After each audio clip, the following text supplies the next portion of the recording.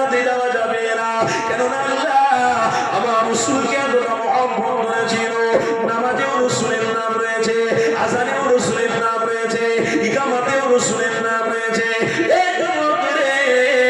এই নামাজে যখন আপনি বসে যাবে তাশাহুদের মধ্যে পড়তে হবে আত্তাহিয়াতু লিল্লাহি ওয়াসসালাওয়াতু ওয়াত-তাইয়্যিবাত, আসসালামু আলাইকা আইয়ুহান নাবিয়্যু ওয়া রাহমাতুল্লাহি ওয়া বারাকাতুহু, আসসালামু আলাইনা ওয়া আলা ইবাদিল্লাহিস সালিহিন, আশহাদু আল লা ইলাহা ইল্লাল্লাহ ওয়া আশহাদু আন্না মুহাম্মাদান আবদুহু ওয়া রাসূলুহু। এখানে রবের নামের সাথে মুহাম্মদ রাসূলের নাম আল্লাহ নিজে দিয়েছে।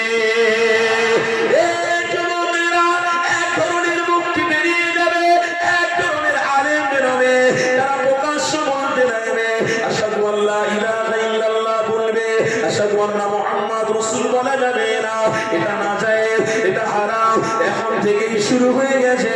ওই বাংলাদেশে ৯৬ ভাগ মুসলমানের দেশে এত আল্লাহর ওলিদের আগমন হলো, এতটা কোরআনের আয়াতের চর্চা চলে, এতটা কারি সাহেবরা এসে কোরআন তেলাওয়াত করে, বড় বড় আলেম রয়েছে, কিন্তু আলেমের দাড়ি ছেঁড়াছেড়িও হচ্ছে, টুপি ছেঁড়াছেড়িও হচ্ছে, আলেমে মারামারিও হচ্ছে।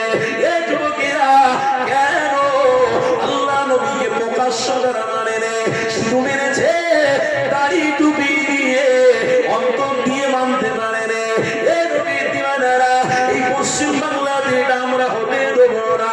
কেননা পশ্চিম বাংলার মাটি আমার মুসাদ্দেদের জামানের ঘাঁটি। আরো জোরে বলো তাই পশ্চিম বাংলার মাটিতে মুসাদ্দেদের জামানের ওসিলাতে আল্লাহ নবীর গোলামরা ইলম হাসিল করে ফেলেছে। নবী ছিঁড়ে নিয়েছে মানে ইলম হাসিল করে নিয়েছে। জায়গায় জায়গায় মাদ্রাসা পেয়েছে, ওটা মুসাদ্দেদের জামানের ওসিলায়। জায়গায় জায়গায় মক্তব পেয়েছে, মুসাদ্দেদের জামানের ওসিলায়। জায়গায় জায়গায় মসজিদ পেয়েছে, মুসাদ্দেদের জামানের ওসিলায়। জায়গায় জায়গায় খানকা পেয়েছে, মুসাদ্দেদের জামানের ওসিলায়। জায়গায় জায়গায় টুপি রয়েছে, দাড়ি রয়েছে, মুসাদ্দেদের জামানের ওসিলায়। এই নবীর দিওয়ানেরা আল্লাহ নবী দয়ার ওলি, আরে মুসাদ্দেদের জামানের ওসিলায় আজও মালদা জেলাতে ইলমের কারখানা রয়ে গেছে। এই যুবকেরা এই ইলমের কারখানাতে উস্তাদ যতই থাক না কেন, ছাত্র যতই থাক না কেন, মনে রেখে দিও আল্লাহ আপনাদেরকে ধ্বংস করবে না। উস্তাদের ভিতরেও গন্ডগোল হবে না। কেননা ইলম হাসিল করার জন্য আল্লাহর ওলিদের সাথে সম্পর্ক রাখতে হবে। এই আপনাদের উস্তাদ দেখে আমার মনে বড় খুশি হচ্ছিল, আনন্দ হচ্ছিল। আরে কি আদর্শ, কি মুহাব্বতের আলেমের মধ্যে রয়েছে। এই যুবকেরা আল্লাহ কোরআনে জানিয়ে দিয়েছে আতিউল্লাহ ওয়া আতিউর রাসূল ওয়া উলিল আমরি মিনকুম।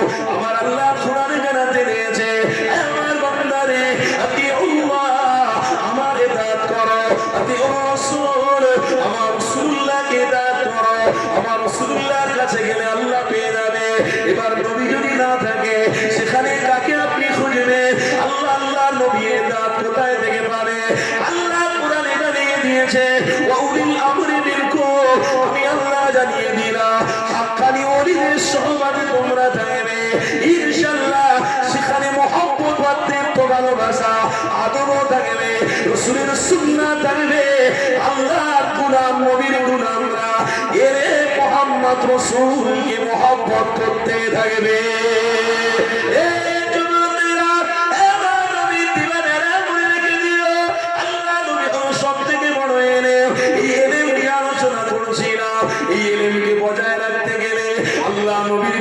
ভবিষ্যৎটা মনে রেখে দিও। এই যুবক রক্তের গরম দেখিও না গো, এই যুবক ইচ্ছা মতো চলাফেরা করো না গো। কেননা তোমার ইজ্জত আছে, তোমার আইডেন্টি রয়েছে, তোমার নাম হলো মুসলমান, তোমার পরিচয় হলো মুসলমান। কেন আল্লাহ নবী জানিয়ে দিয়েছিল মান রাআ মিনকুম মুনকারান ফালিয়ুগাইয়িরহু বিয়াদিহি ফাইন লাম ইয়াসতাতি ফাবিলিসানিহি ফাইন লাম ইয়াসতাতি ফাবিকলবিহি। আমি রাসূলুল্লাহ যেখানে আমাকে সবাই মহব্বত করবে, ইলমের সাথে সম্পর্ক রাখবে, কোনদিন অন্যায় তার বাড়িতে ঢুকবে না। যেখানে মাদ্রাসা থাকবে, যেখানে মক্তব ওলিদের খানকা দেবে ওই জায়গাগুলো রসিলা ইবলিস শয়তান গ্রামে ঢুকবে না। এই যুবকেরা এই আপনাদেরকে জানিয়ে দিয়ে যায় এই মাদ্রাসাকে কোনোদিন বদনাম করবেন না গো, এই মাদ্রাসা থেকে দূরে সরে যাবেন না গো, কেননা এলমের কারখানা আল্লাহ নবী জানিয়েছিলেন ইবলিস শয়তান দাঁড়াতে গেলে আমার আখলাক চরিত্র তোমাদের মধ্যে নিয়ে আসো। অকুল হাক্কু ওয়া হাকাল বাতিল ইন্নাল বাতিলা কানা যাহুকা। আমার আল্লাহ কোরআনের মধ্যে জানিয়ে দিয়েছে আমার বান্দা বান্দিরে হকের পক্ষবাদী নিয়ে আমি রাসূলুল্লাহকে দুনিয়ায় পাঠিয়েছি। আমার রাসূলের সাথে যদি কানেক্ট থাকে, আমার হাবিবের সাথে যদি সম্পর্ক রাখো, আমি আল্লাহ তোমাদেরকে নবীর উসিলায় জান্নাতি বানাতে থাকবো। আমার আম্মা জানিরা এই নবীর গোলাম হয়ে জীবন চলাফেরা রাখো, নবীর গোলাম হয়ে নবীর কদমে জীবন উৎসর্গ করো।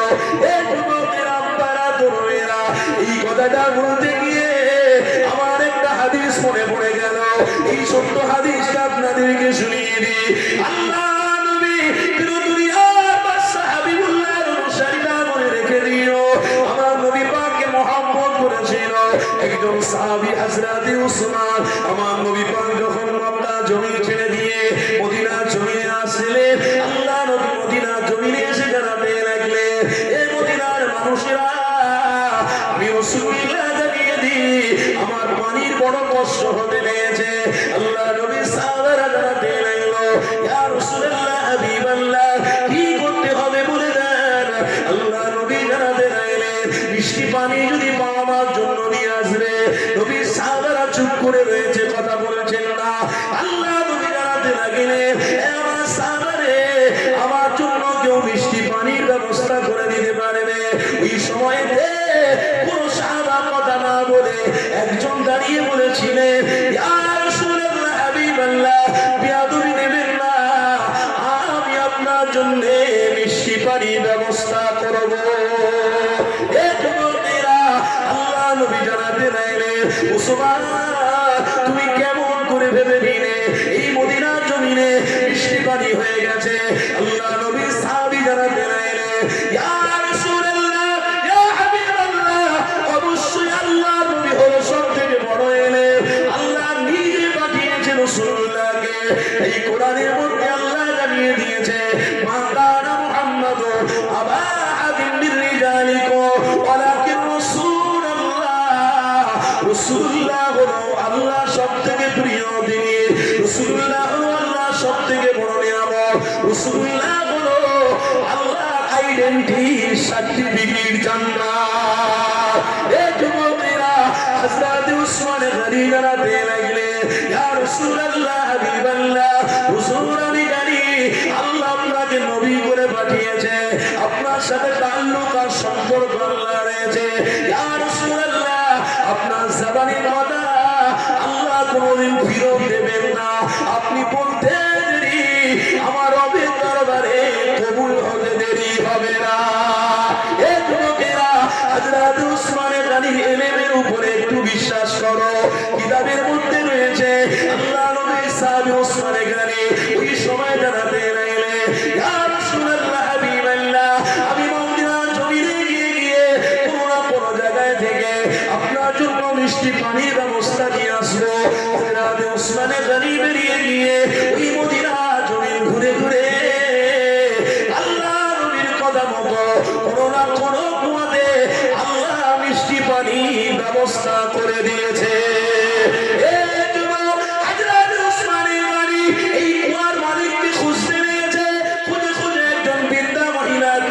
পৌঁছেছে ওই বৃদ্ধা মহিলাকে জানাতে লাগলো আমি কুয়াটাকে কিনবো, বিক্রি করে দেয়। আম্মা বলতে লেগেছে বাবা ছেলে রে এই কুয়াটা অনেক টাকা দিয়ে বিক্রি করবো। আমার ছেলে রে তুমি কি টাকা দিতে পারবে? কিতাবের মধ্যে রয়েছে 1,00,000 দিরহাম টাকা চেয়েছে। হযরত উসমান গনি কিনেছে।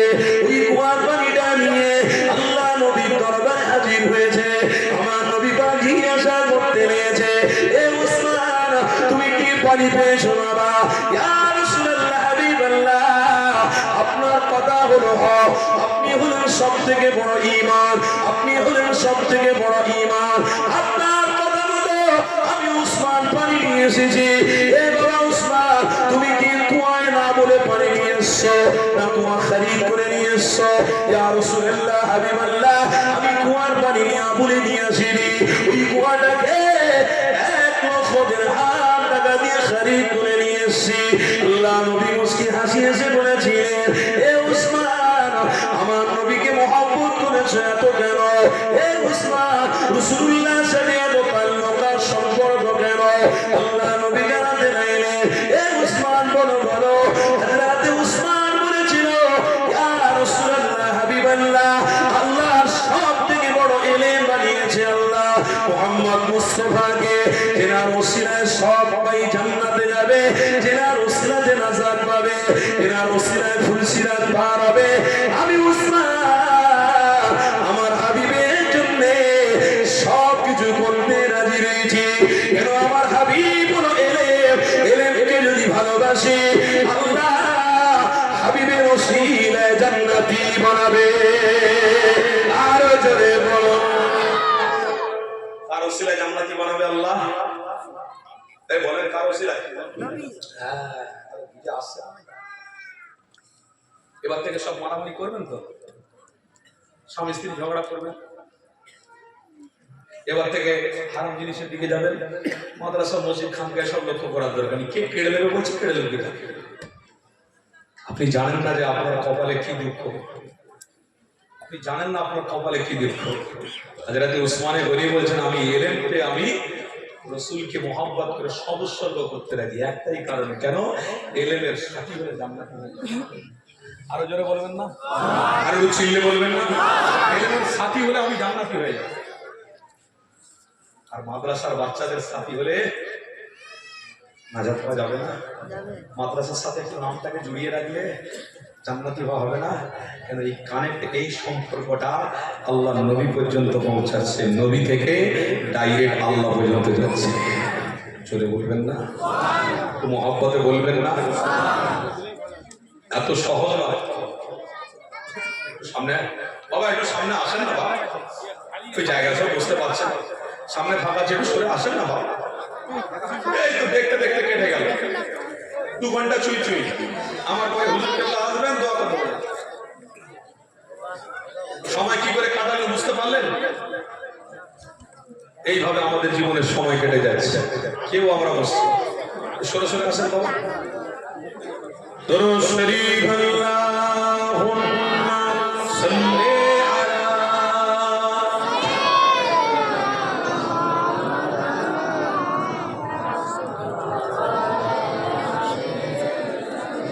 আল্লাহ।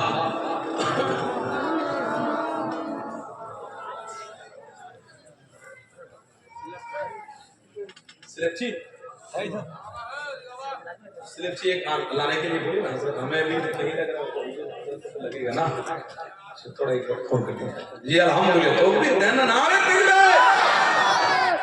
এই বাবা, ইলমের মজলিসে তাই তো নাকি? জান্নাত পাবো তো? পাবো না পাবো নি?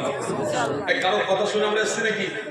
এদিক ওদিককার মানুষ, আরে শুনে রেখে দাও, এই ইলমকে আল্লাহ যত সম্মান দিয়েছে আমাদের এই ভারতবর্ষের জাতির জনক, ইতিহাস বলে যাচ্ছি, মহাত্মা গান্ধী। কি গো, জাতির জনককে এই বলেন? ইতিহাসে পড়েছি না মহাত্মা গান্ধী? তিনি একটা বই লিখেছেন, সেই বইটা আমার কাছে আছে। 1 পৃষ্ঠা, 2 পৃষ্ঠা, 3 পৃষ্ঠা, 10 পৃষ্ঠারে আমি গিয়ে দেখলাম, জাতির জনক মহাত্মা গান্ধী তিনিও বলেছিলেন সব মনীষীদের শ্রেষ্ঠ মনীষী মোহাম্মদ মুস্তাফা সাল্লাল্লাহু আলাইহি ওয়াসাল্লাম। সেই ইলমের মাহফিলে এসেছি, সেই নবীর নাম নিতে এসেছি। আল্লাহর রহমত পাবো না পাবো না? বেশা ছোট্ট একটি কথা বলে আমি আবার আলোচনা দিয়ে যাবো। ছোট্ট একটি বলবো কথা, কিছু মনে করবেন? তাজকিরাতুল আউলিয়া বলে একটা কিতাবে বড় পীর সাহেব আব্দুল কাদের জিলানী হুজুরের ভক্ত ছিল একজন, ওনার কিতাবটা পড়ছিলাম। আব্দুল কাদের জিলানী, ওই ভক্তটা ছিলেন গায়েব হোসেন। আব্দুল কাদের জিলানী তিনি রাস্তা দিয়ে চলাফেরা করতেন, ওঠা বসা করতেন, তেনাকে এতটা মহব্বত লাগলো, এতটা প্রেম লাগলো, তিনি আস্তে আস্তে করে তেনার মুরিদের হাতে হাত দিয়ে তিনি ঈমান এনে নিয়েছেন। আর একটু জোরে বলবেন না? ঈমান আনতে গেলে কি বলতে হবে? আশহাদু আল্লা ইলাহা ইল্লাল্লাহু ওয়াহদাহু লা শারীকা ওয়াহদাহু লা শারীকা, আল্লাহর সঙ্গে কাউকে শিরিক করা যাবে না। ইন্নাশ শিরকা লা যুলমুন আযীম ওয়াহদাহু লা শারীকা ওয়া আশহাদু আন্না মুহাম্মাদান আবদুহু ওয়া রাসূলুহু। কি কথা, তাই তো নাকি? আপনার ধর্ম ত্যাগ করে আমাদের ধর্মে, আমাদের ধর্ম ইসলাম ধর্ম এসেছে কেন? না, ইসলাম ধর্মে এসেছি বড় পীর আব্দুল কাদের জিলানীর কথাবার্তা চলাফেরা ওঠা বসাতে আমি মনে করেছি মনে হয় ইনি হচ্ছেন সব থেকে বড় মনীষী। আর ইনি যে ব্যক্তিটার নাম বলেছেন এই ব্যক্তিটার মহব্বত আমিও করে ফেলেছি। করে বলবেন না? মারা গেছিলেন, কিতাবের মধ্যে আছে তিনি জিকির করতেন, তসবিহ করতেন, নবীর উপরে দরুদ পড়তেন। একদিন ইন্তেকাল করে গেছেন। তিনি ঈমানকে গোপন রেখে মরে গেলেন। বাড়ির আশপাশের লোকেরা ওই লাশটাকে বার করলো, শর্টে বলছি, লাশটাকে বার করলো। লাশটাকে বার করে নিয়ে তেনাদের রীতি নীতি অনুযায়ী কাঠ জ্বালানো হলো। কাঠে যেন পোড়ানো হয়। কথা বুঝছেন না? বলেন ধর্মের দেখুন দিল হুকুম, তেনার ধর্ম তেনার কাছে, আমার ধর্ম আমার কাছে। কি কথা, তাই তো নাকি? তেনাদের ধর্মতে লাশটাকে রাখা আগুন জ্বলল। খোদার কসম, কিতাবের কথা বলছি, গল্প বলছি না রে বাপ। আগুন চলে যাচ্ছে, আগুনে কাঠ পুড়ে ছাই হচ্ছে। নবীর গোলাম তার একটা পশম পর্যন্ত আগুন পোড়াতে পারে। আরো জোরে বলবেন না? আগুন পরিবর্তন করেছে, হবে না। কোন জায়গায় আগুন জ্বালা, অন্য জায়গায় আগুন জ্বালা, লাশটাকে আবার রেখেছে, সেখানেও পড়ে নেই। আবার একটা জায়গা জ্বালা, এ হয় না, কিছু গড়বড় হচ্ছে না, ফের আগুন জ্বালিয়েছে, ফের ফেলেছে। আল্লাহর নবীর গোলামের লাশ আল্লাহ পাক বেইজ্জতি করবেন না বলেছেন। জোরে বলবেন না? আল্লাহ পাক কোরআনে বলেছে কত ইজ্জু মানতাশা, আমি বেইজ্জতি করব না, ইজ্জত দেব। তবে আমার এলেমটাকে যদি কেউ মোহাব্বত করে ফেলে, আল্লাহর এলেম জানে রহমত মুস্তাফা। জোরে বলবেন না? খাজা আপনার গৌসুল আজম বড় পীর আব্দুল কাদের জিলানী তেনার ওই ভক্ত মুরিদের লাশটাকে নিয়ে ওই ব্যক্তির নদীর ধারে ফেলে দিল। যা মাছে খেয়ে ফেলবে, এ পড়ে না, এ লাশ পড়ছে না, ফেলে দাও, নদীতে ফেলে দিল। ফেলে দিয়ে সব চলে গেল। বড় পীরকে আল্লাহ ক্ষমতা দিয়েছিলেন, ইলমে তাসাউফ দিয়েছিলেন। চোখ বন্ধ করলে আল্লাহর ওলিদের কেরামতি আছে, আল্লাহ পাক তাদের ক্ষমতা দিয়েছে। চোখ বন্ধ করে মুরিদদেরকে ডেকে বলেন, বাবারা নদীর ধারে একটা নবীর গোলামের লাশ পড়ে রয়েছে, লাশটাকে তুলে সুন্দর করে গোসল দিয়ে কাফন পরিয়ে জানাজারে নামাজ পড়িয়ে কবরস্থ করে দাও। কেন? তিনি বলেন নবীর গোলাম, তিনি হলেন ইলমের সম্পর্কে সম্পর্কিত করার জন্য আল্লাহ তাকে ইজ্জত দিয়েছে। চলে গেল, মাটি দেওয়া হয়ে গেল, সব চলে গেলেন। একদিন, দুদিন, 3 দিন, 5 দিন, 1 বছর পরে গৌসুল আজম বড় পীর আব্দুল কাদের জিলানী তিনার ভক্ত মুরিদ তিনি হেঁটে হেঁটে যাচ্ছিলেন। ঠিক ওই কবরের সামনে গিয়ে চুপ করে দাঁড়িয়ে তিনি বলেছেন, বাবা ওই যে কবরটার বাঁশটা দেবে গেছে, মাটি ফাটি ঢুকে গেছে, ওই কবরটাকে একটু সোজা করে দাও তো, ওই কবরটাকে একটু সোজা করে দাও।